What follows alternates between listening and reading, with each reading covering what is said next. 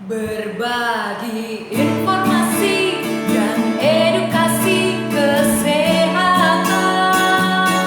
untuk keluarga kita dan juga untuk diri sendiri. Yeah. Hanya di pojok sehat Rumah Sakit Umum Daerah Cilacap.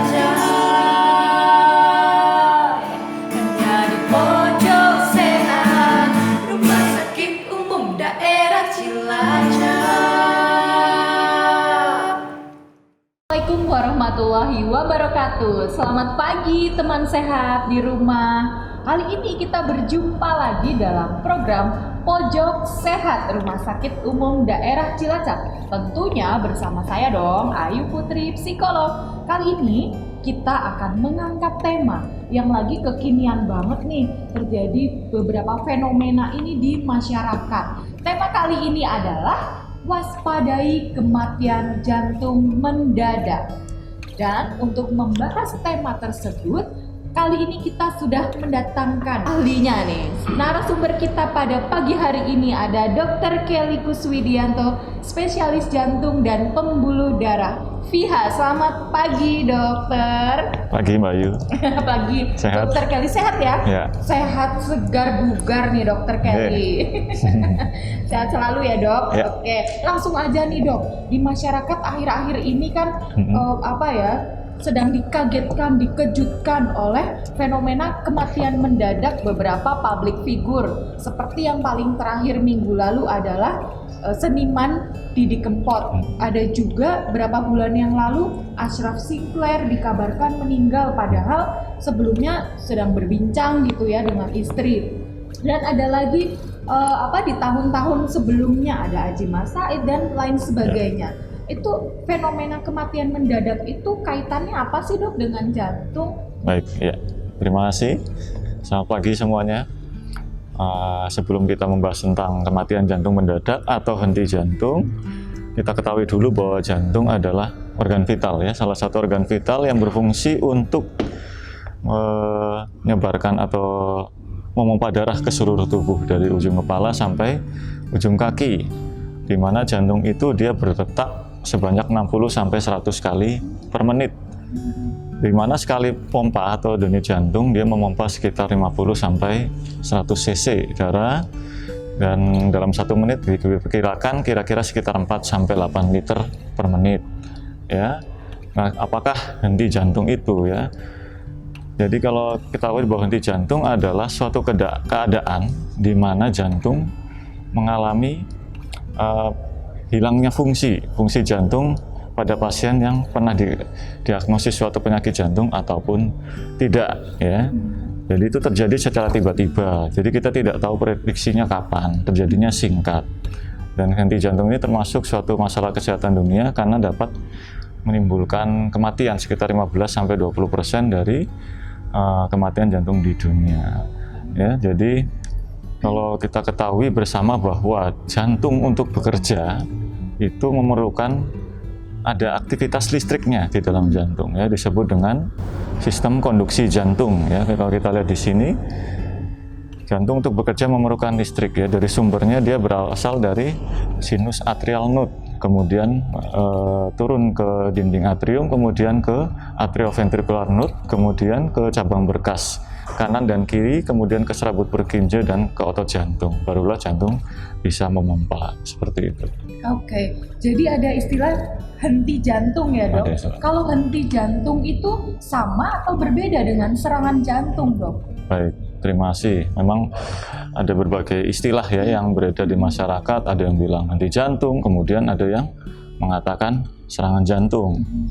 Jadi kedua hal itu adalah kedua hal yang berbeda ya.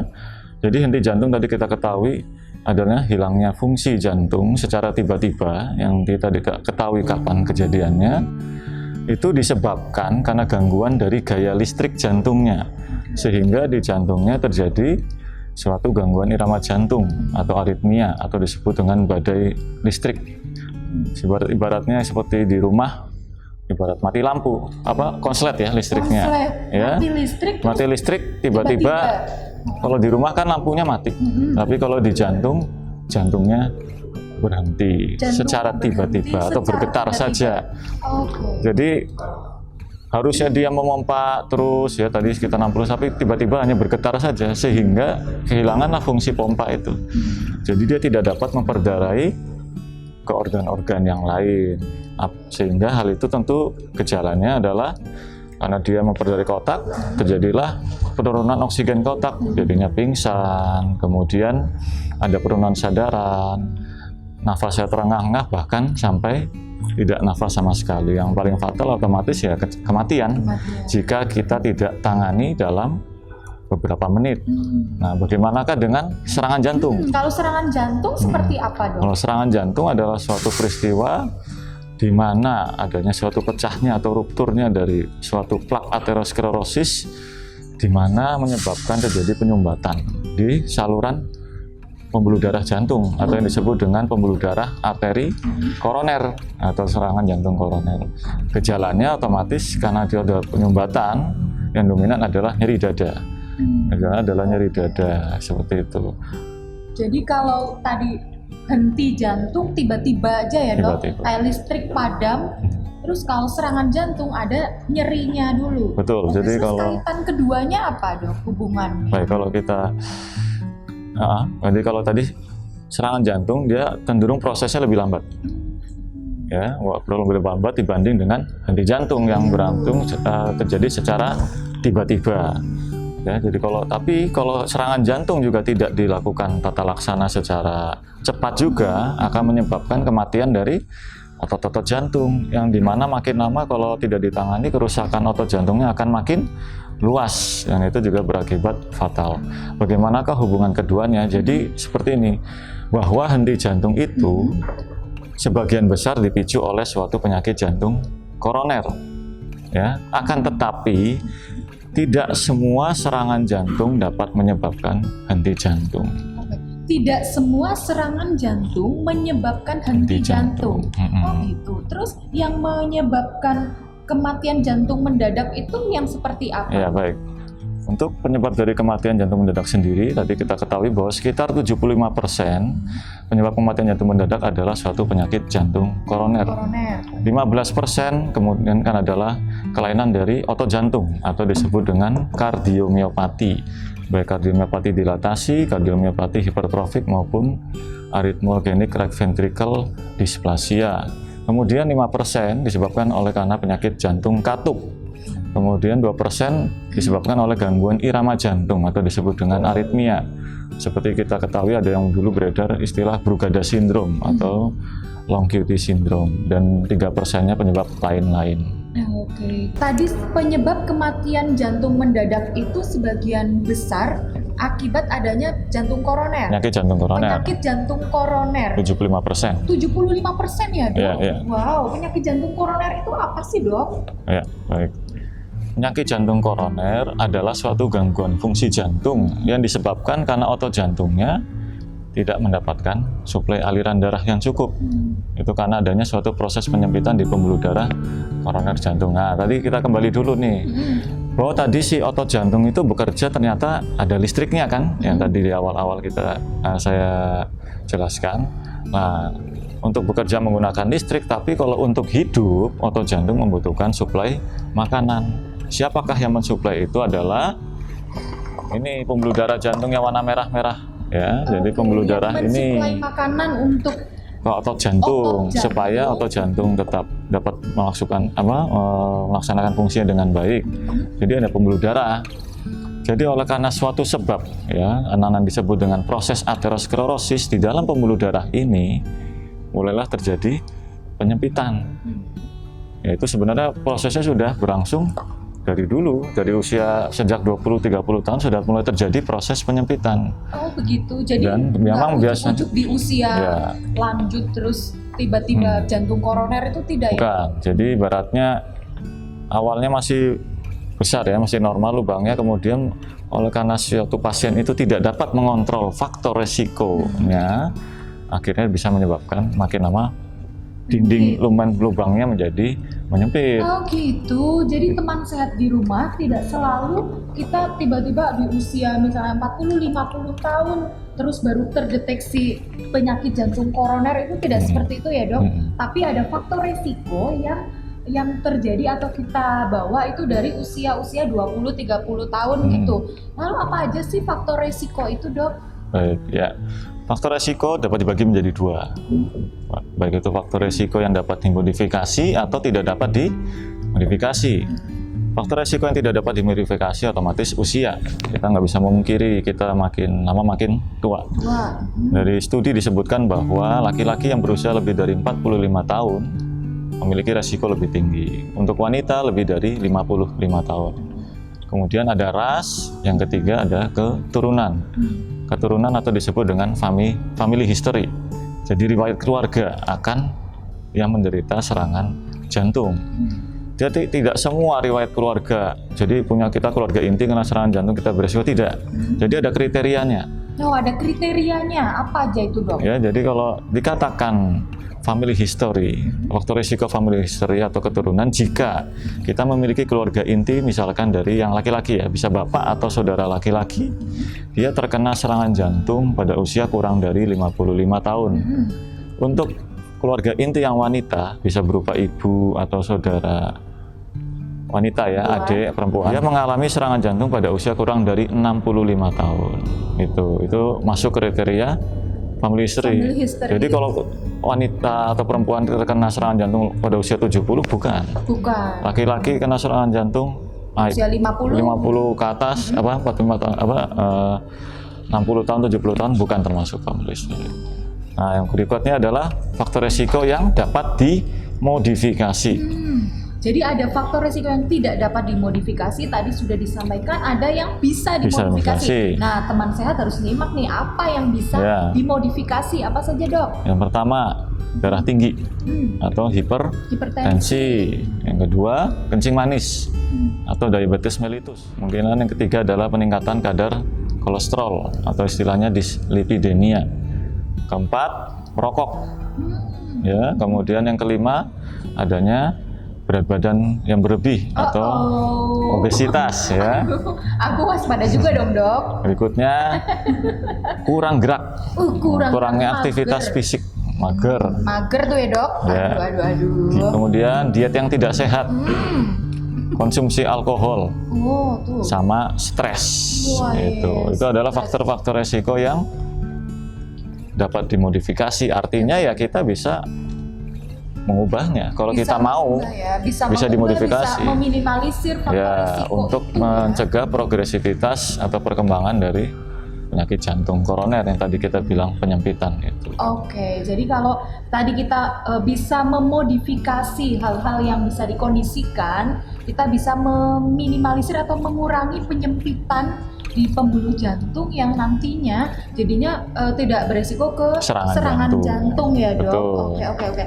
Kalau serangan jantung sendiri itu gejalanya apa aja dok? Baik, kalau kita mengatakan serangan jantung, karena adanya pembuntuan di pembuluh darah jantung, otomatis tadi misalnya terbuntu di tengah sini, otomatis darah jantung yang bagian bawah tidak mendapatkan darah.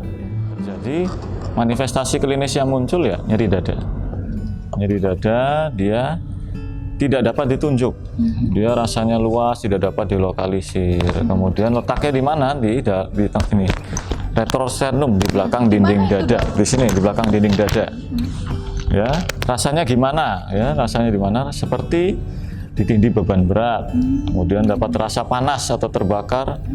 Kemudian seperti ditusuk-tusuk atau ya ampek lah ya, atau disebut dengan ampek. Kemudian dari nyeri dada ini sendiri dapat juga ada penjalarannya, bisa ke punggung, ke lengan kiri, ke leher atau ke rahang bawah.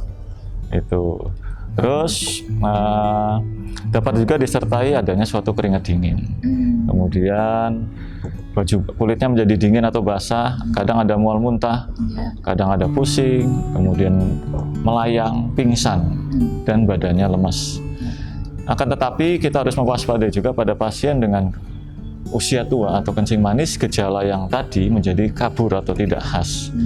Nah, itu dapat terjadi pada serangan jantung. Itulah pentingnya kita untuk menggali faktor risiko tadi. Oke, betul sekali. Karena tadi langsung ada, kalau serangan jantung ada tanda-tanda atau gejalanya ya dok, yang mengawali adanya serangan itu. Ada nyeri di dada, terus bisa merambat ke anggota tubuh Ada penjalaran. yang menjalar ya dok ya. Ada punggung, terus tangan kiri, keringat kiri ya dingin, dok. tangan kiri ke rahang bawah, ke leher. Rahang bawah, leher, ada keringat dingin, makin lama dia lemas, pingsan gitu dok, dan kehilangan kesadaran. Oke dok, kalau ada saudara, kerabat, atau orang di sekitar kita, di dekat kita, di rumah, mungkin lagi di parkiran, di pasar mungkin, yang mengalami gejala serangan jantung, kita tuh bisa berbuat apa sih untuk orang tersebut dok? Baik. Jika kita mendapatkan ada orang sekitar kita atau orang terdekat mengalami nyeri dada yang kita curigai, ini kok nyeri dadanya ke arah serangan jantung, yang dapat kita lakukan yang pertama otomatis menghentikan segala aktivitasnya pasien, ya, kemudian hindari pergerakan atau gerakan yang tiba-tiba. Oke, maksudnya gimana hindari gerakan Jadi, yang tiba-tiba? Jangan terlalu cepat untuk perubahan posisi, karena dia akan menyebabkan terjadinya peningkatan detak jantung. Oh gitu. Jadi harus tenang, intinya tenang, pikirannya, stresnya atau pikirannya ditenangkan, posisi pasien ditegakkan ya, atau posisi setengah duduk kira-kira 20-30% atau dapat bersender pada bantal tinggi. Kemudian jika ada obat-obat untuk melebarkan dinding pembuluh darah yang itu disebut dengan yang mengandung golongan nitrat, dapat diberikan diisep-isep di bawah lidah. Oke. Ya, atau jika langsung masukkan aja di bawah lidah. Caranya bilang L, otomatis lidah terangkat lalu disisipkan obat yang mengandung nitrat itu, atau istilah nama jenisnya adalah isosorbit dinitrat yang mungkin sudah familiar, ISDN atau isosorbit dinitrat. Atau juga kalau ada obat pengencer darah yang namanya aspilet dapat langsung diberikan.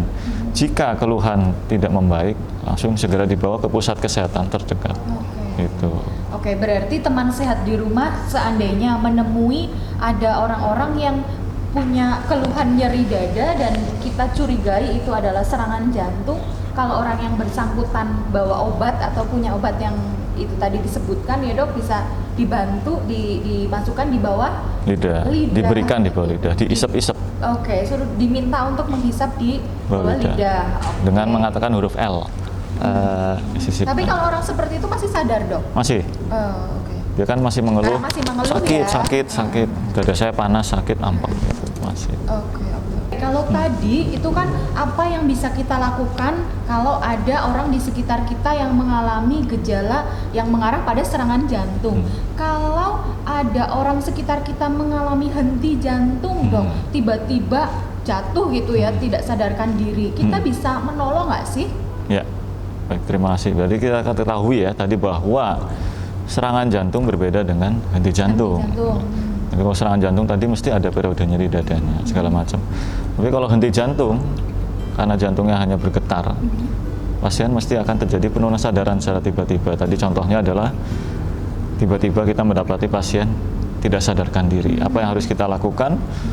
Yang kita sebagai orang awam idealnya kita bisa melakukan suatu bantuan hidup dasar, atau disebut dengan BHD. BHD, bantuan hidup dasar, itu bisa dilakukan siapa aja dong? Bisa dilakukan siapa saja, makanya kan sering diberikan oleh tenaga medis untuk orang awam.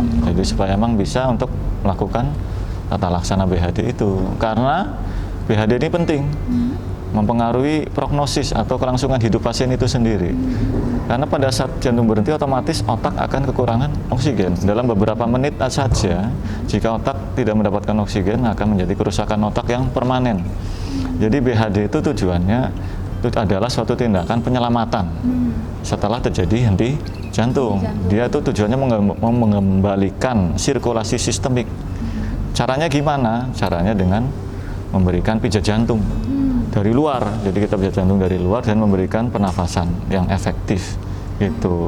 Oke, jadi ada pertolongan pertama yang bisa kita lakukan untuk orang-orang yang henti jantung itu ya dok, yang tiba-tiba langsung pingsan, tidak sadarkan diri, kita bisa lakukan pijat jantung dari luar. Nah, caranya gimana nih dok? Ya, nanti kita akan memberikan simulasi sedikit. Wow, Dokter Kelly akan memberikan simulasi, mempraktekkan bagaimana caranya kita bisa melakukan bantuan hidup dasar atau BHD, yaitu gerakan pijat jantung ya dok, Dan untuk pemberian ventilasi. pemberian Ventilasi atau nafas. ventilasi atau nafas bagi orang-orang yang mungkin di sekitar kita tiba-tiba pingsan atau apa yang kita duga sebagai henti jantung. Nah, sebelum kita melihat simulasi BHD yang nanti akan dilakukan oleh Dr. Kelly, kita saksikan dulu teman-teman sehat di rumah, ada video edukasi mengenai jantung berikut ini.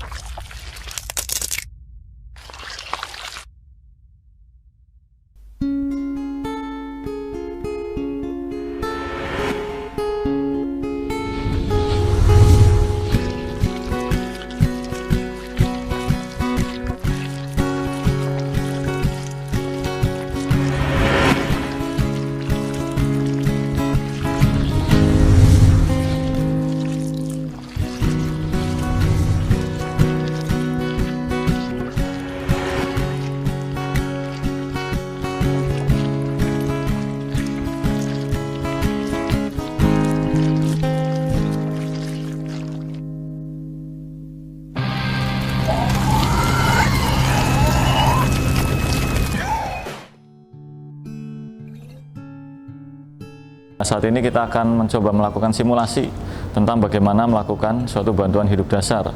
Kita ketahui bahwa bantuan hidup dasar adalah suatu tindakan penyelamatan nyawa ya setelah kejadian henti jantung. Kita ketahui henti jantung pada saat itu jantung berhenti berdetak sehingga tidak ada sirkulasi sama sekali. Jadi tujuannya adalah untuk mengembalikan suatu sirkulasi sistemik dengan cara memberikan pijatan jantung dari luar dan pemberian ventilasi secara efektif. Tahapannya yang pertama adalah amankan lingkungan dulu. Jadi sebelum kita memberikan pertolongan, kita sebagai penolong memastikan lingkungannya aman. Amannya ada 3, aman diri kita sendiri, aman lingkungan, dan aman pasien. Contohnya jika ada kondisi suatu kebakaran, tentunya kita harus memindahkan dulu pasien menjauhi titik api. Nah, mungkin kita lakukan pertolongan atau bantuan hidup dasar pada saat dekat dengan titik api. Yang kedua adalah kita dapat melakukan cek kesadaran. Caranya adalah kita dapat menepuk-nepuk bahu pasien dan memanggil namanya dengan lantang. Pak. Ya, ketika pasien tidak sadar, baru kita lakukan tahap ketiga. Setelah kita mengecek respon kesadaran, ketiga adalah panggil bantuan atau call for help. Settingnya ada dua. Pada saat kondisi kita berada di luar rumah sakit, otomatis dengan cara memanggil ambulan atau emergency system. Kemudian jika pasien berada di dalam rumah sakit, kita dapat mengaktifkan input atau reaksi cepat. Ya, kemudian berikutnya adalah memeriksa bagaimanakah penafasan atau nadi, apakah normal atau tidak. Caranya adalah berada di samping pasien, kita bebaskan dinding dada pasien dari apa yang menghalangi. Contohnya jaket ini kita seperti ini, baru kita mengecek bagaimanakah penafasan dan nadi, apakah normal atau tidak. Caranya adalah kita sedikit menegakkan kepala dan rahang bawah. Kita lakukan manuver look, listen, and feel. Look berarti kita melihat bagaimanakah pergerakan dinding dada, apakah ada pergerakan dinding dada dari pasien. Listen, mendengarkan adanya suara nafas dari pasien. Dan feel, merasakan di pipi kita apakah ada hembusan nafas dari pasien. Kemudian setelah mengecek nafas, kita adalah mengecek nadi pasien. Ya. Nadi dapat diperiksa di arteri karotis, arteri yang besar di leher, untuk memastikan apakah pasien ini masih berdetak atau tidak. Prosedur pemeriksaan penafasan dan nadi ini dilakukan kurang dari 10 detik. Pada kondisi di mana memang tidak terdapat adanya penafasan dan tidak ada nadi, maka kita masuk ke langkah selanjutnya adalah melakukan kompresi. Lakukan kompresi caranya adalah kita meletakkan tangan kita di tengah-tengah dinding dada, ya, terus kita 2-3 jari di bawah, di atas dari tulang dada bagian bawah, seperti ini caranya. Kemudian dikaitkan dengan tangan satunya, ya, posisi seperti ini. Pada saat kita melakukan bidik jantung, usahakan lengan atau siku tidak menekuk, ya. Jadi kita menggunakan tenaganya berasal dari tubuh bagian atas, bukan menggunakan tangan atau siku. Jadi yang benar adalah seperti ini,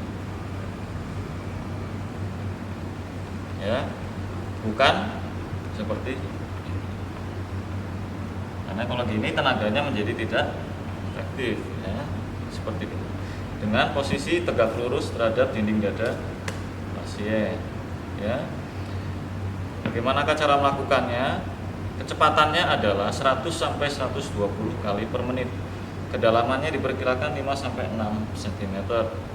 Kemudian pastikan recoil sempurna. Maksudnya adalah berikan kesempatan dinding dada untuk mengembang setelah kita kompresi sebelum kita kompresi lagi. Itu akan memberikan waktu bagi jantung untuk mengisi kembali jantung sebelum kita pompakan lagi.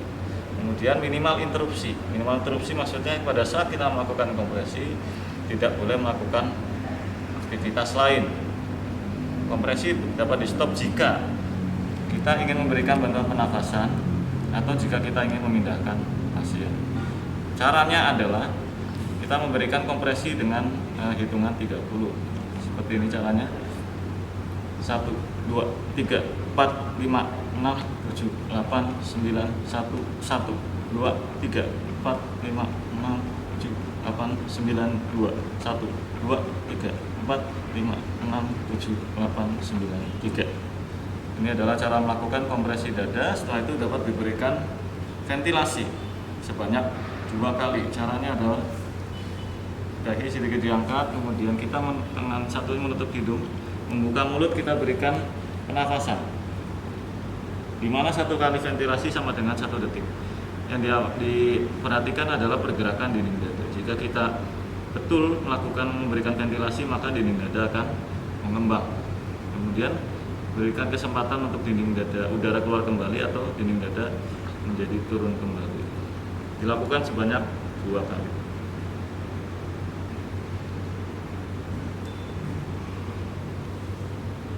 Setelah pemberian ventilasi 2 kali, kita lakukan kembali uji jantung. Begitu terusnya. Kapan kita lakukan ini? Dengan perbandingan kompresi 30 ventilasi 2. Dilakukan kapan? Sampai penolong datang. Atau kalau kita berada di luar ruangan, otomatis dari ambulan atau tim dari rumah sakit datang. Kalau kita berada di rumah sakit, tim kodlunya datang dan mengambil alih tindakan resusitasi jantung paru. Nah, itulah cara simulasi singkat bagaimana kita melakukan bantuan hidup dasar jika kita menemui adanya suatu orang yang berada di dekat kita tiba-tiba mengalami penurunan sadaran atau tidak sadarkan.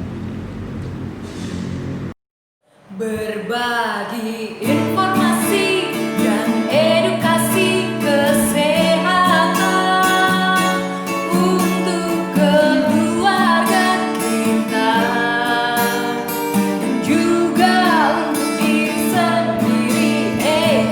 Yeah. Dari pojok sehat Rumah Sakit Umum Daerah Cilacap.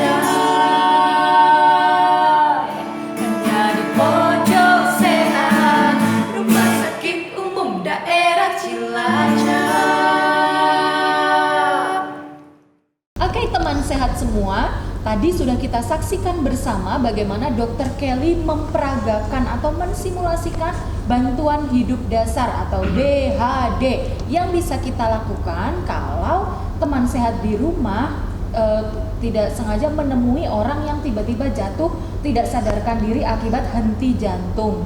Nah, Dokter Kelly, kalau untuk pasien yang kena serangan jantung, tadi secara mandiri di rumah kan sudah diberi pertolongan pertama di rumah. Kemudian kan dibawa nih ke rumah sakit. Setelah di rumah sakit, pengobatannya tuh seperti apa sih untuk penyakit jantung ini? Ya, baik, terima kasih.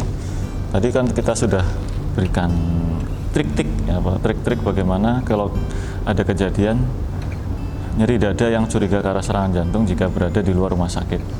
Kalau di rumah sakit bagaimana? Ya, tujuan kita adalah yang pertama mengurangi nyeri dadanya, kemudian menstabilkan tekanan darahnya, kemudian mencegah perluasan dari kerusakan otot jantungnya. Tadi kita ketahui bahwa serangan jantung terjadi penyempitan pembuluh darah jantung atau pembuntuan total ataupun sebagian di pembuluh darah koroner jantung. Otomatis tata laksana yang terbaik adalah dibuka sumbatannya atau istilahnya revaskularisasi. Revaskularisasi, dibuka penyempitannya. Pembuluh darahnya. Dibuka itu maksudnya gimana? Caranya ada dua. Yang pertama bisa dibuka dengan menggunakan obat. Yang kedua atau dengan menggunakan mekanik atau alat. Yang dimaksud di sini adalah pasang ring. Oh gitu. Teman saya di rumah mungkin tidak asing ya dengan istilah pasang ring. Jadi itu ya Dok tadi fungsinya untuk membuka pembuluh darah yang tadi sempat menyempit yang menyebabkan akhirnya klinis atau manifestasi klinis berupa serangan jantung. Bagaimanakah pemilihan terapinya gitu ya? Kapankah kita menggunakan obat, kapankah pasang ring? Jadi syarat pasien untuk dilakukan tindakan dengan menggunakan obat ya. Jadi kan kita memberikan obat dari luar, dari infus. Obat berupa pengencer darah yang kuat atau istilahnya adalah fibrinolitik atau untuk menghancurkan sumbatannya itu. Syaratnya adalah jika memang di pusat kesehatan tersebut belum ada fasilitas untuk pemasangan ring langsung atau belum ada cath lab atau laboratorium kateterisasi jantung. Otomatis juga belum ada timnya tuh. Nah, dan juga jika kita memikirkan jika kita merujuk ke rumah sakit yang memiliki fasilitas pasang ring, diperkirakan memerlukan waktu lebih dari 2 jam. Karena itu memakan waktu terlalu lama, karena pengobatan jantung ini berhubungan dengan waktu. Ya, kalau semboyan di para pebisnis mungkin time is money. Tapi kalau di jantung, time is muscle. Jadi seberapa cepat kita membuka sumbatan itu, maka makin banyak otot jantung yang kita selamatkan. Gitu. Karena kalau kita makin lama tidak membuka sumbatan itu, maka otomatis kerusakan jantungnya mungkin cuma sedikit kan awalnya, lama-lama makin meluas gitu. Makanya disebut time is muscle. Ya. Time is muscle, betul-betul. Time is muscle. Bekerja secara cepat untuk menyelamatkan Ya, dengan cara dibuka otot jantung supaya peredaran darahnya harapannya lancar lagi. Tadi gitu, jadi syaratnya dua, belum ada fasilitas cath lab atau kateterisasi, ataupun jika kita merujuk ke rumah sakit yang bisa pasang ring langsung berjarak kira-kira lebih dari 2 jam. Sehingga kita putuskan, contohnya di RSUD Cilacap ini, kita belum punya semua, otomatis yang terbaik di RSUD Cilacap adalah dengan tindakan fibrinolitik ini. Jadi menghancurkan sumbatan dengan obat. Dan kriteria yang lain adalah jika sumbatannya masih kurang dari 12 jam dari onset nyeri dada. Kenapa ada kurang dari 12 jam? Ikatan-ikatan yang menyumbat itu masih tidak begitu kuat atau masih rapuh, sehingga masih harapannya masih gampang dihancurkan oleh obat. Jadi makin cepat dimasukkan obat itu, maka angka keberhasilannya akan makin tinggi. Itu lebih cepat lebih baik jika seperti itu. Terus lebih cepat lebih baik. Yang berikutnya yang pasang ring. Jika kita berada di rumah sakit besar yang ada sudah fasilitas pasang ring, kita bisa langsung mengaktifkan cath lab itu sendiri. Jadi kita hidupkan tim cath lab dengan memanggil dokter spesialis jantung, konsultan intervensi, memanggil timnya ya, bisa berupa perawat, radiografer, kemudian bagian di komputer untuk dapat dilakukan tindakan pasang ring langsung. Pasang ring itu langsung ya dok, langsung. Ketika saat pasien tersebut ada serangan jantung, pertolongan pertama kalau memungkinkan bisa dilakukan pasang ring langsung, ring. Atau istilahnya dalam istilah kedokteran disebut sebagai primary PCI. Karena PCI itu kan percutaneous coronary intervention, itu istilah pasang ring. Istilah kedokterannya adalah percutaneous coronary intervention. Dan dikatakan primary PCI yaitu tadi pada saat kejadian serangan jantung kurang dari 12 jam, di mana kita memiliki fasilitas cath lab dan tim yang berpengalaman dan berkompeten. Itu. Kalau di RSUD Cilacap sendiri gimana dok? Baik. Dengan fasilitas tersebut? Dalam beberapa bulan ini sebelum wabah COVID-19 memang dari RSUD Cilacap sudah mengarah ke sana untuk pengadaan mesin cath lab. Targetnya kemungkinan tahun 2022 atau 2021, tapi kemungkinan karena ada pandemi ini mungkin agak mundur lagi. Gitu. Jadi tapi ke arah sana sudah ada. Rencana ke sana sudah ada. Bahkan gedungnya sudah ada yang direncanakan ada, ya, untuk menjadi cath lab di cardiac center di belakang. Oke, jadi teman sehat di rumah nanti bisa kalau misalnya ada yang membutuhkan pasang ring RSUD Cilacap, nanti mungkin tahun-tahun ke depan ya dok, insya Allah semoga bisa. Oke. Nah ini selanjutnya nih teman sehat mungkin banyak yang bertanya, gimana sih dok sebagai kita nih anak-anak zaman now gitu dok, untuk bisa screening apakah aku punya penyakit jantung atau punya resiko jantung dan lain sebagainya, gimana sih caranya kita screening atau deteksi awal, deteksi dini diri kita ada gangguan jantung sebagainya, seperti apa dok? Baik. Untuk screening atau deteksi dini dapat kita lakukan terutama pada pasien atau orang yang berusia lebih dari 40 tahun. Oh, lebih dari 40 tahun? 40 tahun atau pada kelompok yang beresiko. Contohnya, dia memiliki kencing manis ataupun darah tinggi. Dengan cara memeriksakan kesehatan secara rutin atau berkala ke dokter. Kemudian rutin untuk memeriksakan lab ya. Tadi kita otomatis men-screening tuh faktor resiko penyakit jantung koroner. Jadi kita ngecek kadar gula darahnya, kadar kolesterolnya, ke dokter kita cek tensinya, apakah darah tinggi gitu.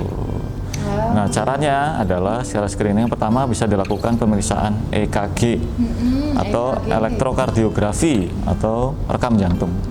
Itu dia merekam yang ditempel alat ya, itu merekam aktivitas listrik jantung yang kemudian dituangkan ke dalam suatu grafik lalu dibaca. Itu listrik jantungnya. Kemudian yang berikutnya kita lakukan pemeriksaan treadmill, treadmill test atau uji latih jantung. Oke, treadmill test seperti apa tuh dok? Treadmill test adalah suatu prosedur pemeriksaan di mana pasien sama ditempel alat, direkam jantung, hanya pasien diberikan beban. Dimaksud beban di sini adalah dengan kita jalan cepat di mesin. Oh, itu kayak mesin treadmill yang di gym ya, itu. tapi bedanya kalau di gym kan tidak dipasang alat untuk merekam jantung. Tapi kalau ini dicek tiap 3 menit nanti direkam jantungnya, dan juga bebannya ditambah tiap 3 menit, kecepatannya ditambah, inklinasi atau kenaikan alatnya juga ditambah. Nanti ada target detak jantung yang harus dicapai supaya treadmill itu dapat dievaluasi atau dibaca. Jadi tujuannya adalah untuk meng-screening kecurigaan adanya penyempitan pembuluh darah jantung. Men-screening baru curiga ya.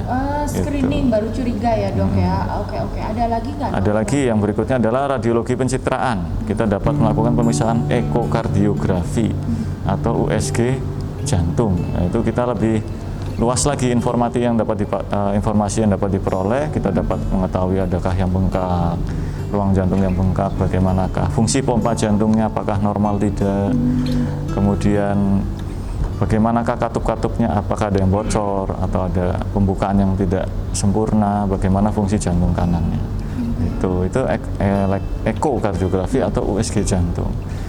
Yang lebih tinggi lagi adalah dapat dilakukan pemeriksaan CT scan, CT scan koroner. Jadi ini untuk melihat tadi bisa memperkirakan penyempitan berapa persen, tapi dia tidak invasif.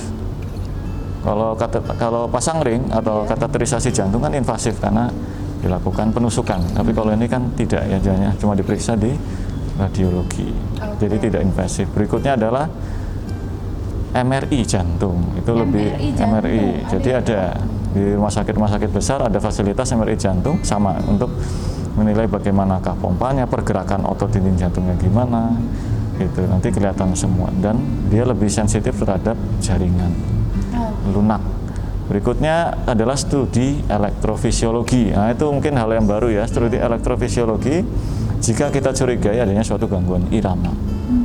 Ya, jadi namanya ada studi elektrofisiologi pada pasien dengan gangguan irama jantung atau aritmia. Kita bisa evaluasi dengan melakukan studi elektrofisiologi. Yang terakhir adalah dapat melakukan uji genetik.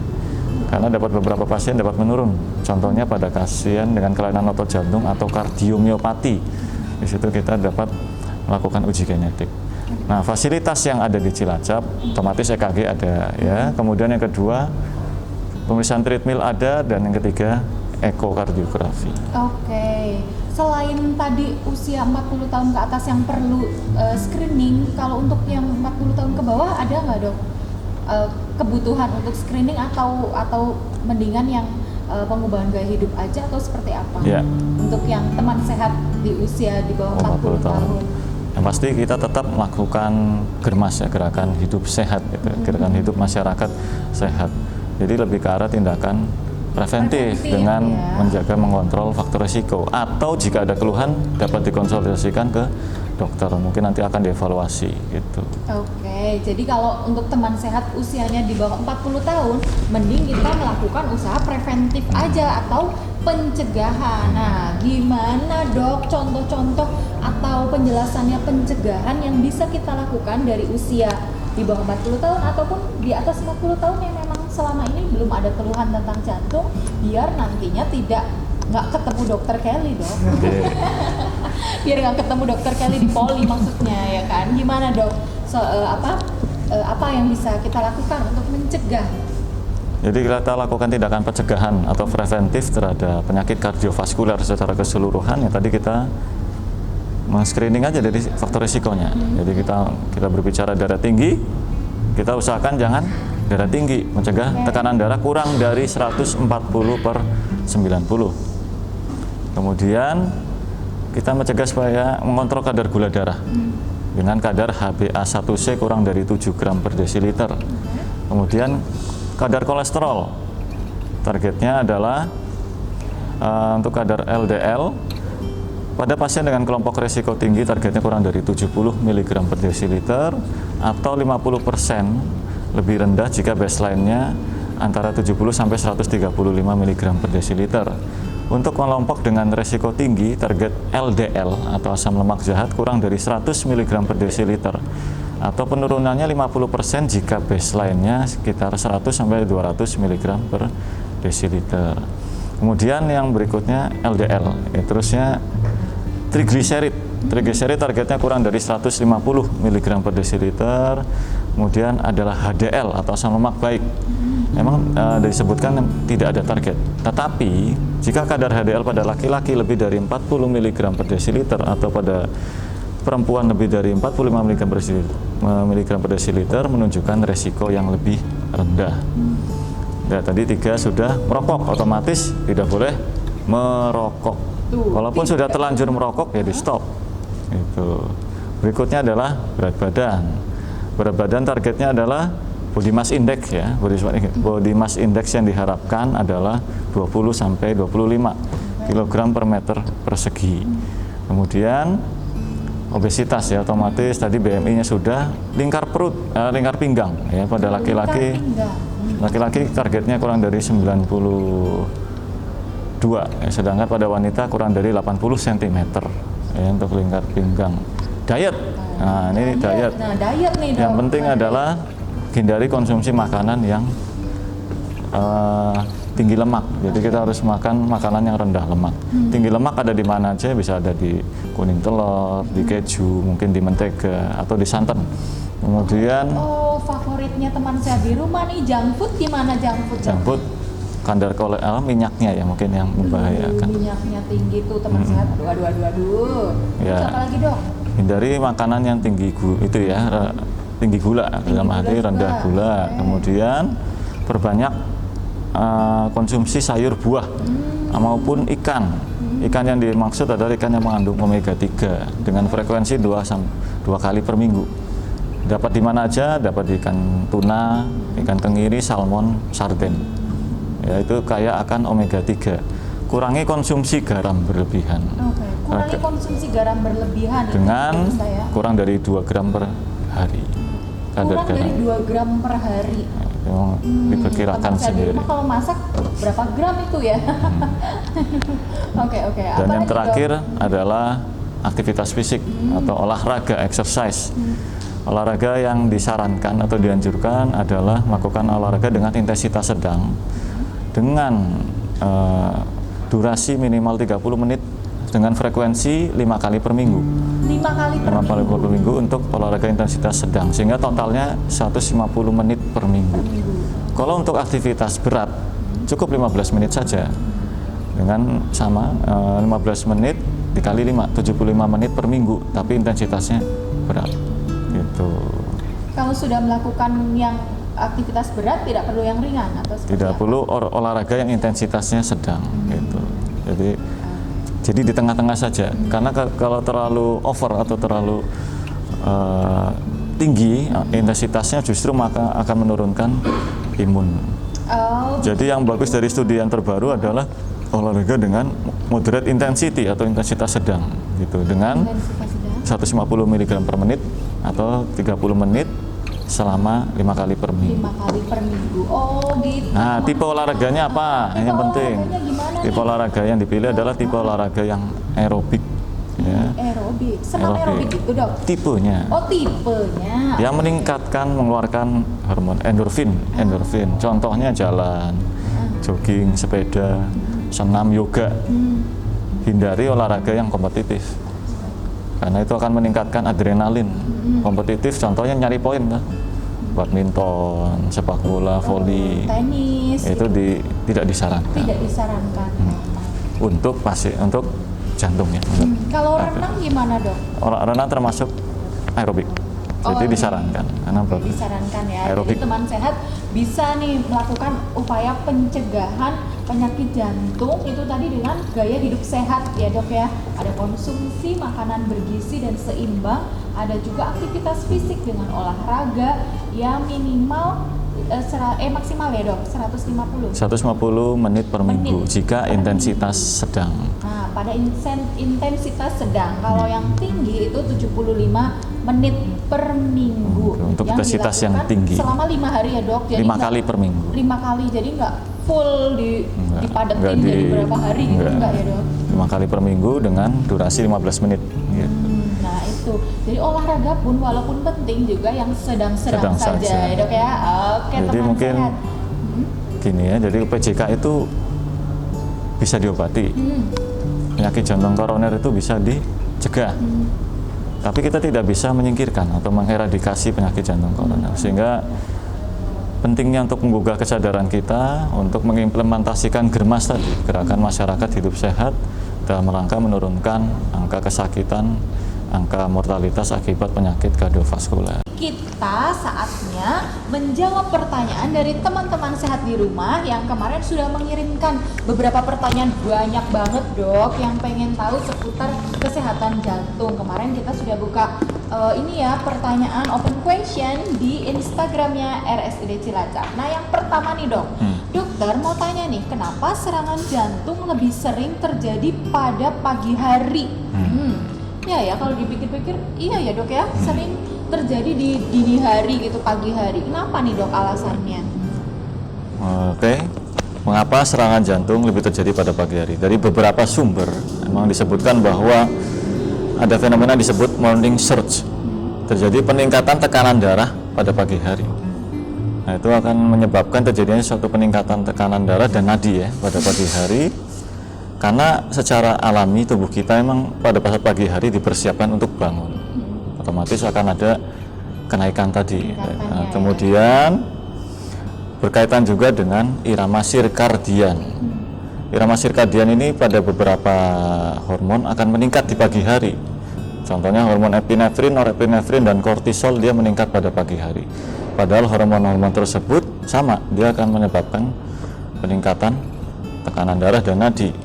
Yang berikutnya adalah hormon, ada juga yang disebut dengan sel pregenitor. Pregenitor ini adalah sel yang untuk melindungi atau memperbaiki lapisan endotel pembuluh darah. Pada saat pagi hari sel-sel itu produksinya sedikit, sehingga ibaratnya ya kayak kemampuan untuk perbaikannya rendah. Itulah mengapa pada saat pagi hari, dini hari, beberapa pasien dapat lebih beresiko mengalami penyakit kardiovaskuler, bisa itu serangan jantung maupun stroke gitu. Oke, jadi karena problem hormonal itu ya Dok. Oke, jadi itu jawabannya teman sehat. Oke, pertanyaan selanjutnya ya Dok. Dokter, saya merasakan nyeri dada sebelah kiri, kadang punggung juga ikut sakit, ada keringat dingin, lemas. Tapi kalau sudah minum obat lansoprazol, lalu makan, terus jadi membaik. Nah, apakah itu termasuk gejala sakit jantung? Atau bukan? Atau bukan? Yang perlu kita pahami bahwa tidak semua nyeri dada adalah berasal dari jantung. Ya, dia bisa berasal dari paru, bisa dari otot, dari tulang, dari saraf. Ciri-ciri khas kalau tadi yang serangan jantung sudah dijelaskan, ditambah jika diberikan obat-obatan lambung, contohnya tadi lansoprazol atau proton pump inhibitor, tidak ada perbaikan. Tetapi jika memang terdapat perubahan setelah pemberian obat-obatan lambung seperti PP atau lansoprazol ada perbaikan, dapat kita simpulkan bahwa itu kemungkinan bukan dari jantung. Tapi kemungkinan ya nyeri dadanya juga tidak khas. Kalau tadi kita belajar bahwa nyeri dada yang khas itu rasanya tidak bisa ditunjuk luas, kalau yang bukan dari jantung bisa ditunjuk. Bisa ditunjuk sebelah mana yang sakit? Bisa ditunjuk. Jadi kalau jantungnya beneran tuh semuanya hampir kerasa sakit atau luas. Mungkin yang tadi dimaksud adalah nyeri dada yang bisa dapat ditunjuk, durasinya mungkin pendek. Kalau serangan jantung 20 menit ke atas misalnya yang sakit, dan ada riwayat perbaikan dengan pemberian lansoprazol. Berarti kemungkinan bukan dari jantung. Oke, kemungkinan bukan akibat adanya problem di jantung. Mungkin dari gastrointestinal atau lambung. Oke, jadi kemungkinan ada problem di lambungnya ya, terlebih ada konsumsi obat lambung dan ada juga perbaikan. ada makan gitu ya. Dan setelah makan terus membaik. perbaikan. Oke, gitu ya teman sehat. Pertanyaan selanjutnya dokter, ada nenek saya usia 70 tahun, kakinya bengkak. Menurut dokter umum karena akibat dari kerja pompa jantung yang lemah. Nah, betulkah seperti itu dok? Terus gimana caranya biar tidak terjadi pembengkakan kaki lagi?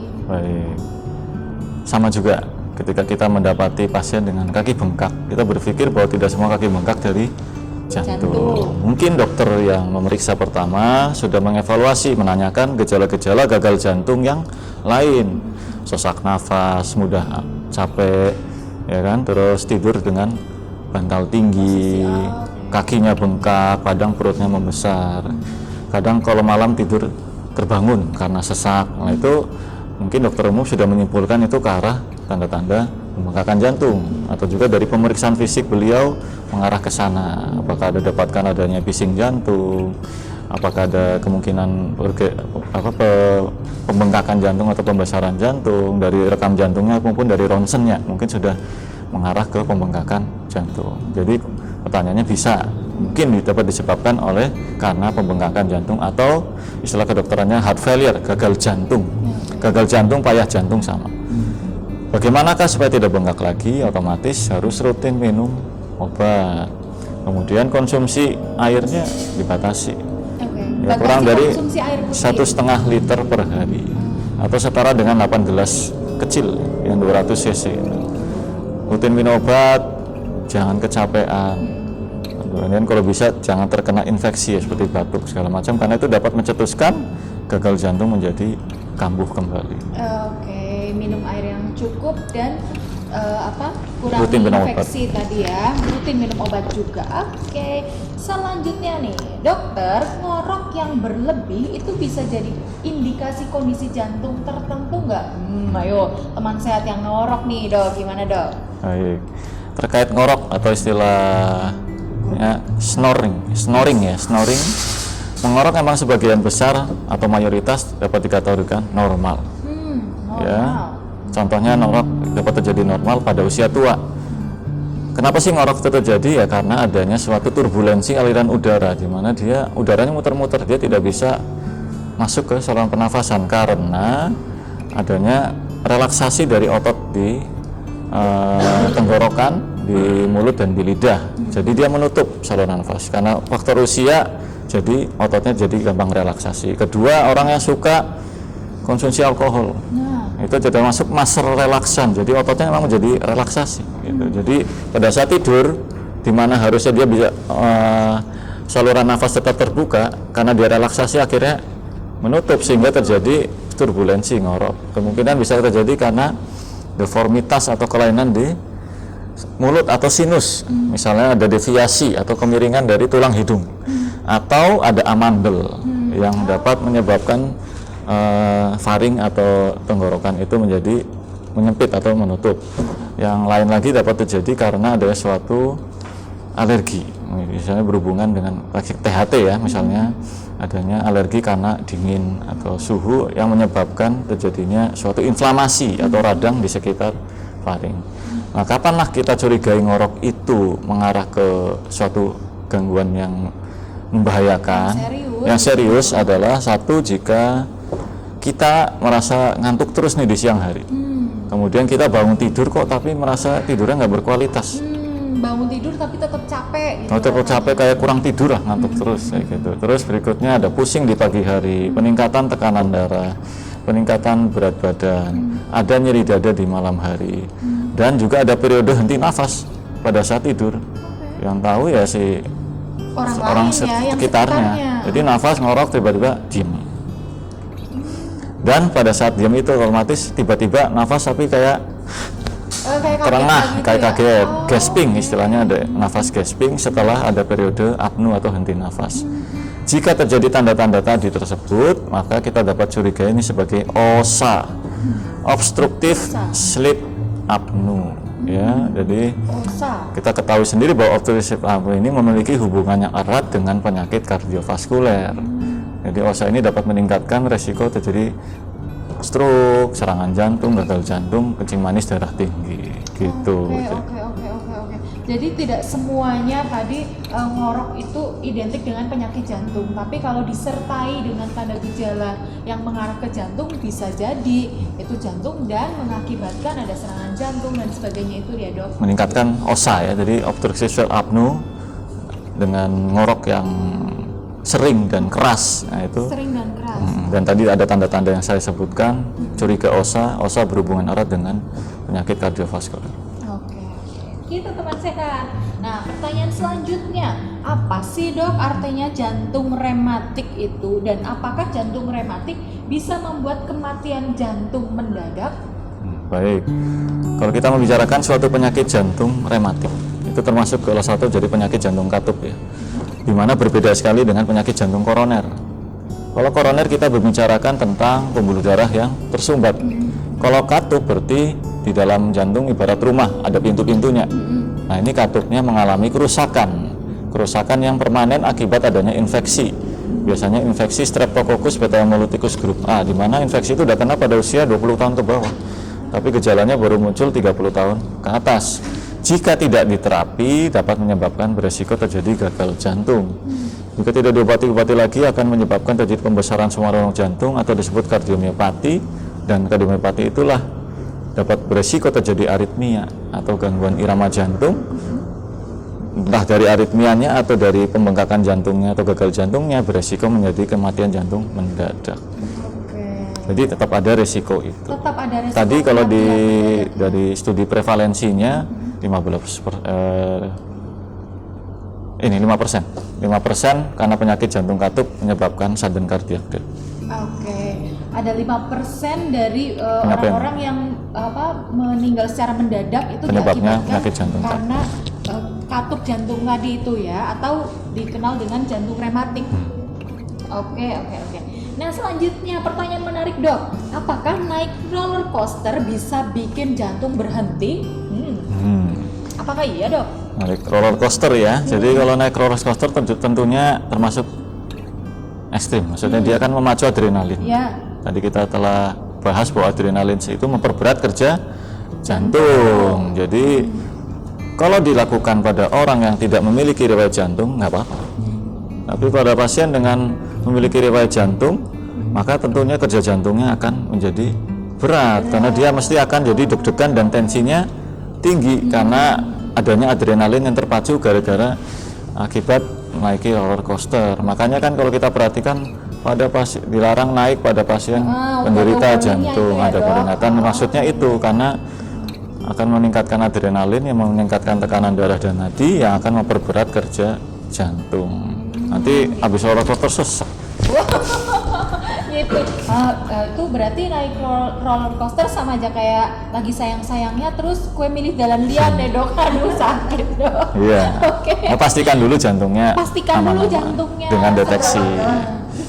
Kalau aman silakan. Oke, kalau aman silakan boleh. Lanjut ya dok. Nah, ada lagi yang bertanya, masuk angin duduk itu apa dok? Beda nggak masuk angin biasa sama serangan jantung? Nah ini saling berkaitan nggak sih dok? Dari pengalaman saya bahwa memang masuk angin duduk itu ya, kalau setelah saya gali-gali dari pengalaman ya emang serangan jantung. Hanya kebiasaan masyarakat kita kalau angin duduk dikerok. Iya. Bener kan? Padahal kita pelajari tadi bahwa time is muscle. Jadi justru keroknya itulah yang memperlama waktu penanganan untuk membuka si pembuluh darah jantung yang tadi mengalami penyumbatan. Jadi kalau istilah angin duduk ya, kalau kami memang kebanyakan gejalanya gejala serangan jantung. Tapi kalau di istilah kedokteran angin duduk tidak ada. Tidak ada. Tapi tadi mungkin yang perlu kita tekankan adalah keroknya itu, karena kerokan itu menambah durasi penanganan untuk bagi para medis untuk membuka pembuluh darah yang tersumbat, karena tadi time is muscle. Oke, karena time is muscle. Jadi kalau ditemukan adanya tadi yang menurut masyarakat ini kayak angin duduk, nggak usah langsung dikerok, langsung dibawa ke medis ya dok. Oke, begitu ya teman-teman. Terus kalau bedanya masuk angin biasa sama serangan jantung gimana? Apa bedanya dengan masuk angin duduk itu tadi? Hampir sama. Kalau masuk angin pun, kalau masuk angin ya, kalau kita bicara masuk angin lebih ke arah common cold. Cuma batuk, greges, demam, tidak berhubungan serangan jantung. Jadi istilah ini itu ya, istilah dari masyarakat awam dengan medis ya. Kalau kami sendiri angin duduk itu lebih ke arah serangan jantung. Kalau cuma masuk angin cuma batuk pilek biasa. Oke, batuk pilek greges itu masuk angin, tapi nggak ada penyertaan seperti gejala penyakit serangan jantung. Oke, kalau tanda-tandanya orang yang punya penyakit jantung ada nggak dok? Ya. Jadi tadi kita pelajari pertama, kalau kita ngomong serangan jantung berarti gejalanya nyeri dada yang khas tadi.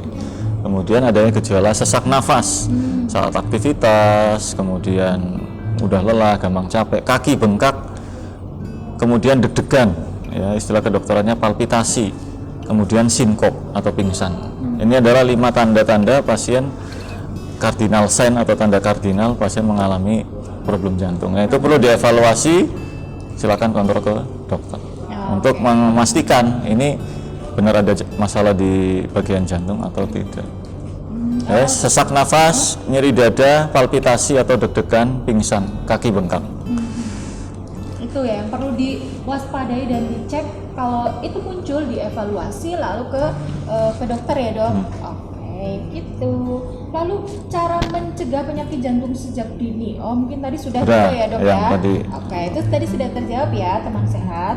Lalu selanjutnya, ayah saya biasa punya tensi 170/20 tanpa ada sakit kepala. Gimana bisa tensinya itu untuk turun dok? Terus hipertensi bisa kaitan sama jantung nggak? Baik, terima kasih. Hipertensi sendiri berdasarkan GNC 8 bahwa target pada pasien lebih dari 60%, targetnya kurang dari 150/90. Kalau kurang dari 60 tahun 140/90. Jadi tensi diharapkan di bawah target itu. Tujuannya adalah supaya jantungnya memompanya tidak berat. Ya, jadi kalau jantung melawan tekanan darah tinggi, dia kerjanya berat setiap saat. Apa yang terjadi? Lama-kelamaan otot jantungnya menjadi seperti terlatih. Jadi ototnya nebel. Jadi otot jantungnya itu seperti ibaratnya fitness ya.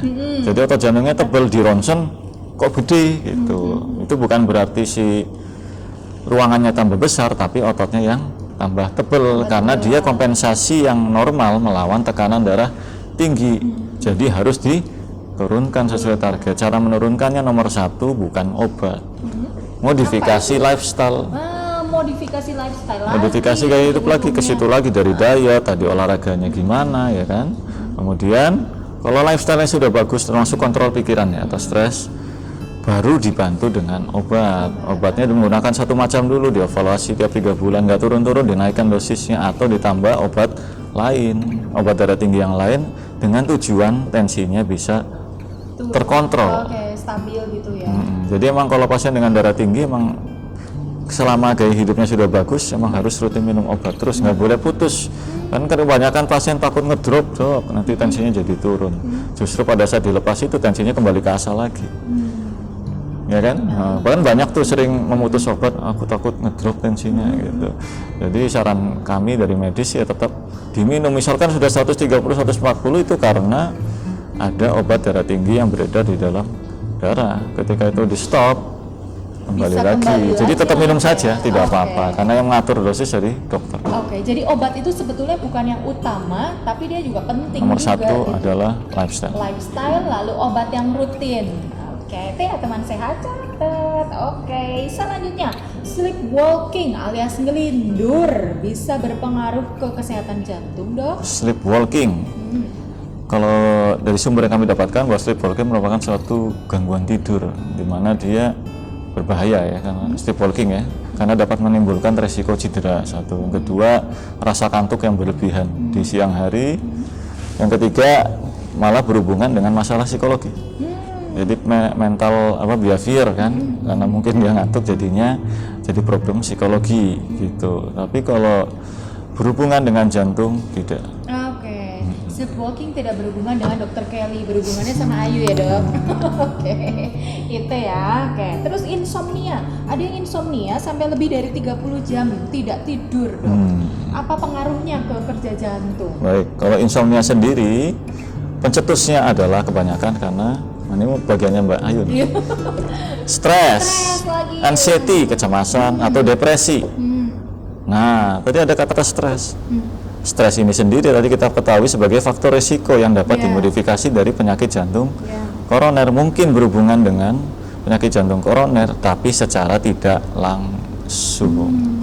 Dan juga stres sendiri kurang tidur atau insomnia sendiri atau akan merubah irama sirkadian seseorang, makanya kadang jadi gulanya atau kadar gula atau tekanan darahnya menjadi tidak stabil, tidak terkontrol, jadi tinggi atau jadi kencing manis yang akan sama-sama faktor resiko penyakit jantung koroner. Jadi insomnia dengan penyakit jantung koroner berhubungan tapi tidak langsung. Tapi tidak langsung, ada perantaranya, mungkin dia jadi tadi ada hipertensi, ada diabetesnya atau stresnya sendiri. Atau stres itu sendiri. Oke. Selanjutnya ada lagi nih yang bertanya, senang yang berlebihan, mungkin ketawa-ketawa berlebih kali ya dok ya, bisa bikin ada kematian mendadak kah? Atau tidak? Baik, senangnya berlebihan, bahagia atau ketawa gitu tentu akan meningkatkan tadi detak jantung. Kerja jantung. Kerja jantung pompanya jadi cepat karena dia adrenalinnya pun meningkat ya. Jadi di dalam pembuluh darah aliran darah shear stress, jadi aliran darahnya jadi cepat. Kalau memang sudah ada baseline adanya suatu penyempitan, adanya shear stress tersebut dapat menyebabkan terjadinya ruptur atau pecahnya pembuluh darah, itu yang menyebabkan terjadinya penyakit jantung koroner. Maka bahwa dalam penelitian yang terbaru menyebutkan ada istilah happy heart syndrome. Happy heart syndrome. Apa itu happy Nah, itu heart syndrome? karena rasa senang berlebihan, dapat itu mencetuskan jadinya serangan jantung. Tapi itu pada pasien yang emang sudah established atau emang sudah ada kecurigaan ke arah penyempitan. Tapi kalau kita yang normal ya nggak apa-apa. Oh, nggak apa-apa. Happy itu boleh, saudara-saudara, guys, teman-teman Meningkatkan sehat di imun, rumah. apalagi di masa sekarang. Boleh ya. Oke. Boleh, tapi alangkah lebih baiknya ya yang sedang-sedang aja lah ya, Dok. Stres yang sedang, senang juga senang yang sedang gitu. Ya. Oke, nah pertanyaan yang terakhir nih, Dok, kaitannya dengan COVID. Jadi ada teman sehat di rumah yang rutin ada kontrol ke dokter jantung gitu. Nah, di tengah situasi pandemi seperti ini, gimana resikonya orang tersebut atau pasien tersebut terpapar dengan COVID itu sendiri? Baik. Kalau kita bicara pasien jantung di tengah pandemi COVID, dari kami bagian kolegium jantung tetap menyarankan kontrol rutin. Karena sakit jantung atau pasien dengan gagal jantung atau riwayat penyempitan jantung tidak bisa putus obat. Jadi harus minum obat terus seumur hidup. Tapi dengan menjaga kaidah-kaidah social distancing atau jaga jarak, sehingga di poli jantung pun ya tetap ruang tunggunya tetap dijarakin. Kemudian dari ruang periksa sendiri ada jarak antara dokter dengan si pasien gitu. Jadi tetap disarankan kontrol, kemudian tapi tetap menjaga kaidah-kaidah social distancing. Terkait hubungannya COVID dengan penyakit jantung, kalau dari studi yang terbaru menunjukkan bahwa adanya suatu kondisi sebelumnya atau pre-existing condition adanya suatu penyakit kardiovaskuler akan meningkatkan resiko mortalitas atau kematian pada pasien COVID. Malah nomor 1 paling tinggi 10%. Jadi pasien, kalau diteliti dari pasien COVID yang meninggal, 10% itu memiliki problem penyakit kardiovaskuler. Riwayat Penyakit kardiovaskuler. Ya. Nomor 2 kencing DM kalau nggak salah. Nomor 3 asma. Gitu. Jadi termasuk itu perlu menjadi perhatian. Oke, jadi perlu dapat perhatian. Tapi untuk teman sehat di rumah yang memang rutin dan harus rutin tetap kontrol ke dokter, ya lakukan saja sesuai anjuran dokter jantung, tapi dengan mengikuti kaidah yang berlaku selama pandemi ini. Salah satunya dengan physical distancing itu tadi ya, Dok, jaga jarak, pakai masker, dan apalagi, Dok, nih mungkin yang terakhir, apa yang pesan-pesannya untuk teman sehat di rumah nih di tengah pandemi seperti ini dan tetap menjaga kesehatan jantung untuk mencegah kematian jantung mendadak ini? Baik. Jadi tadi saya beri tambahan ya. Jadi ada isu lagi yang beredar bahwa penggunaan obat-obatan jantung justru akan meningkatkan resiko perburukan dari pasien COVID-19. Oh, ya. Jadi ada yang dulu mendengar obat ACE inhibitor ya kan, ACE inhibitor yang golongan pril, captopril, itu atau ini angiotensin receptor blocker. Kedua obat itu berdasarkan penelitian terbaru tidak berhubungan dengan perburukan dari gejala COVID-19.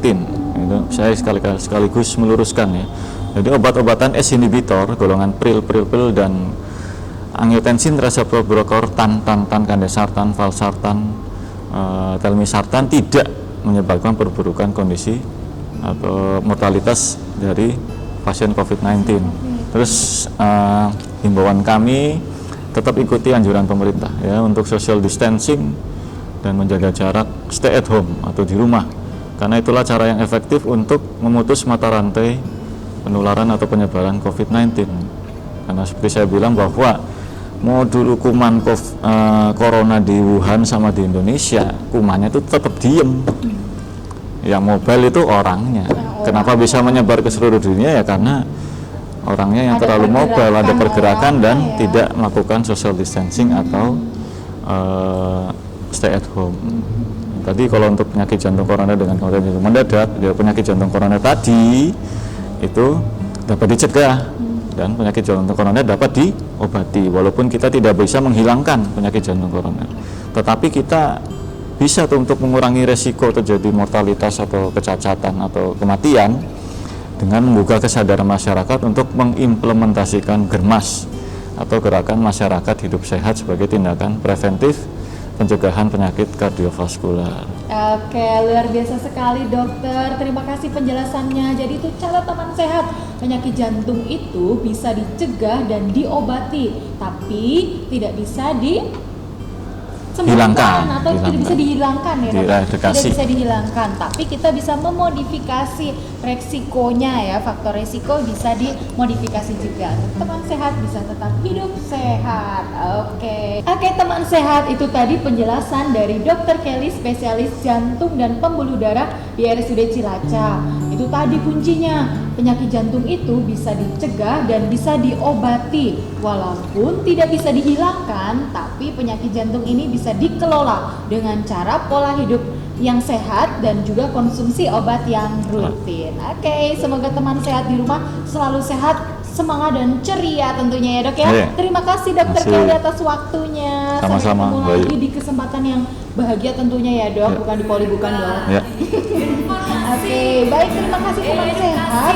Sampai ketemu lagi di program Pojok Sehat selanjutnya tentunya bersama saya Ayu Putri Sejati. Oke, jangan lupa untuk subscribe, like, comment, and share video ini, dan kunjungi website RSUD Cilacap, juga sosial media RSUD Cilacap, ada Instagram, Twitter, dan Facebook untuk informasi kesehatan untuk teman-teman sehat semua. Terima kasih, salam sehat. Sakit umum daerah Cilacap.